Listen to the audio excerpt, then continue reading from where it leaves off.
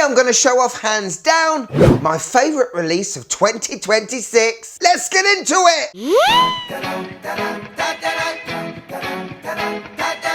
Yes, and welcome to the Mad Watch Collector Show. Today, I've got an exclusive for you. And I may be the only YouTube channel that can show you this watch this quick. I think this is the best release of 2026 so far. Now, you guys know I am a fan of Hanhart, a German-based brand that have been around since the 1800s, but are most known for, in the watch world, for their World War pilots watches. And last year I was very excited and very proud to have been given the chance to go and visit Hanhart, where I saw the watches being assembled, tested, and then shipped out, and I got to meet everyone that works there. And it just gives you that special bond you can't have with the likes of, I don't know, Tudor, Longines, and Seiko, let's be fair. Hanhart have released a watch that is based on this amazing 417 ES flyback chronograph. And I've got to say, it looks absolutely stunning. But let's not waffle about it anymore. Let's show you the watch, give you my wife's opinion at the end, and let's talk about a lovely Hanhart chronograph. Are you flyback ready? Let's go. So, ladies and gentlemen, here I have the 417 TI Desert Pilot Limited Edition. Is that cool or what? Now, this has been released in a 39mm as well as a 42. I have both to show you here. I'll put them both on my wrist at the end of the show, but it is absolutely true what they say. A couple of millimeters goes a long way. So I'm going to concentrate on the 39 because that is the one I would wear. And I don't know what it is specifically, but making a case out of titanium for what is essentially a military watch is absolutely perfect to me. It's the same feeling I get with the CWC TI 300. So the case is made from grade 5 titanium, highly scratch resistant, and around 30% lighter than stainless steel. It just has a much darker metal look to anything stainless steel can do. And for a military aesthetic, I think it just works brilliantly, particularly with this desert colored dial and the desert colored FKM rubber strap. This whole watch is inspired by the Primus Desert Pilot, and I know Hanhart sponsors rally teams that rally in the desert, but I think the combination of the titanium color and this sand color dial, magic. Quick spec check. So, like my 417, we've got a 39mm case, 46 lug to lug, 13.3mm thickness, and without that dome sapphire it would be more like 11. And we have a strapaholic 20mm lug width. The crown and all the pushers are screw in, but we do have a beautiful screw down exhibition case back, which is protected by sapphire, and that gives this watch a water resistance of 100 meters.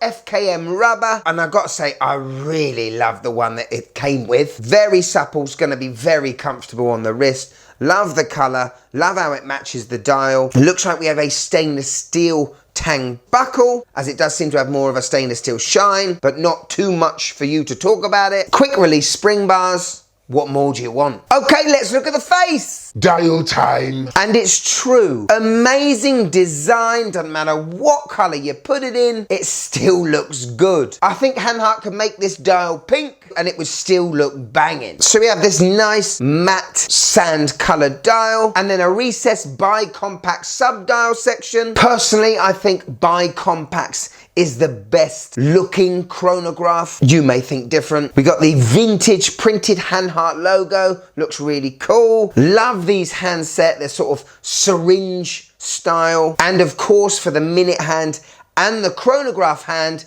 they are slightly bent at the tips just to give a proper accurate reading at whatever angle you're looking at the dial from. The numerals look to be lumed. It's going to be a black compound. Don't think it's going to be very bright, but in the daytime, this is perfection, people. So we've got Lume on the numerals and the handset. Out of 10, how much does this puppy glow?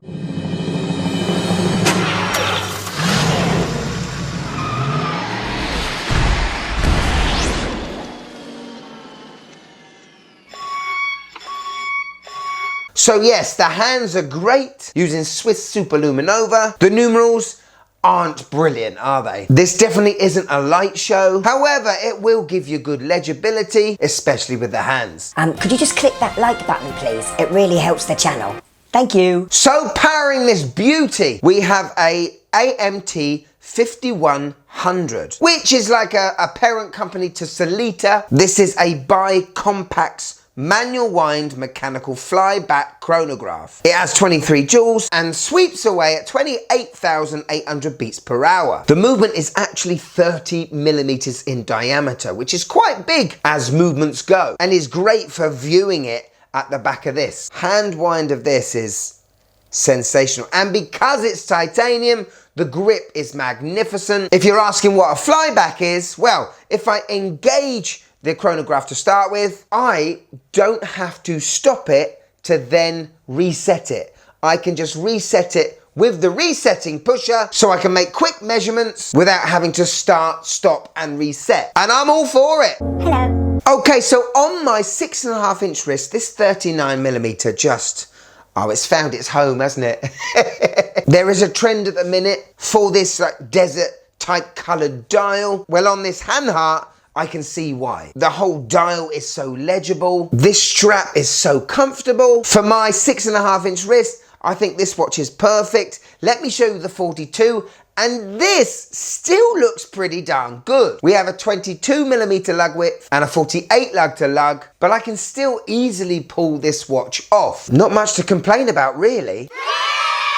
Okay, there are a couple little niggles. The red ceramic pusher on my 417. It would have looked amazing on this watch to go with the marker on the bezel. The bezel itself is friction based and bidirectional, and it is a little grainy. My stainless steel version is very, very smooth, and I guess that's the cost of titanium. And possibly for me, the keepers on the straps are very thin, and I'm slightly worried about breaking one of them. I probably won't, and I like the fact that they are thin to make the overall wear look nice and slim, but that's just my opinion. Overall, I think this is a magnificent release. There are only 200 of each for sale right now, and there are enough Hanhart nuts out there to make this watch sell out pretty quick. So then we gotta come to the price. To get either the 42 or the 39, it's gonna cost £2,184. Now, from an absolute legend of a brand, from the most iconic watch that they probably do, in a material they haven't used before, with that beautiful AMT movement inside, and knowing the rigors that go through these watches before they get to you. I didn't even mention the fact that they regulate these movements to 0 to +8 seconds. That's a Hanhart standard. I think that price is damn good to a watch that I know is going to be loved and cared for before I get it. But Hanhart's margins are so tight, they are always desperate to take a hit if it means these watches going on your wrist. That is a direct quote from Felix the director. So here it is, my wife's opinion on the new 417 titanium. Wow. I like this. Really like the colours. Love the strap. Really clear. Really nice.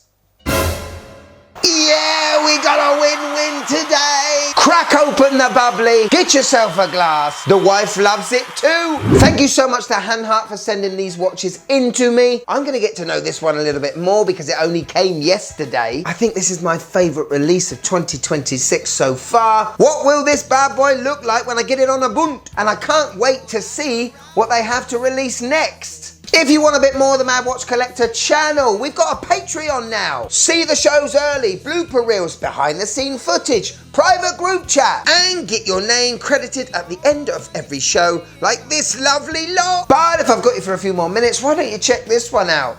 This is when I actually got to visit Hanhart in Germany. Gutenbach, you know? I got to eat a lot of sauerkraut. Yes, had a lovely time. Go on, click it, you'll love it. Click it. Click it!